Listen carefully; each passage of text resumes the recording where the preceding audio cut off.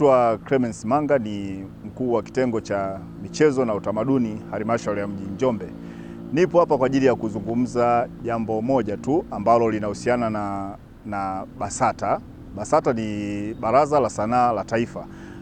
Tarehe 29 mwezi wa 12 mwaka jana, BASATA walitoa tangazo kwa ma-MC pamoja na ma-DJ kuweza kurasimisha kazi zao, kuweza kujisajili ili kupata uhalali wa kazi zao.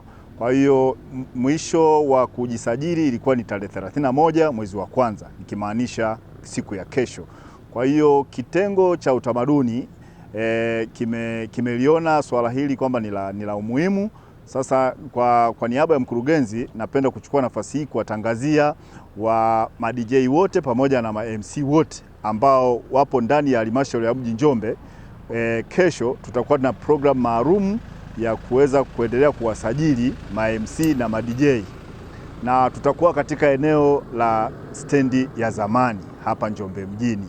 Kwa hiyo tutakuwepo pale, kitengo kitakuwepo pale kuanzia saa 2 asubuhi mpaka saa 9. Kwa hiyo ninawakaribisha wote, ma-MC wote, ma-DJ wote, ili kukwepa hilo lungu la serikali la faini ya milioni 1 au kufungiwa kabisa kufanya kazi. Sasa kama afisa utamaduni, ninawasihi sana ma-MC na ma-DJ ambao kwa kipindi hicho ambacho kilikuwa kimetolewa na BASATA kuweza kurasimisha kazi zao, basi na kesho ndio siku ya mwisho.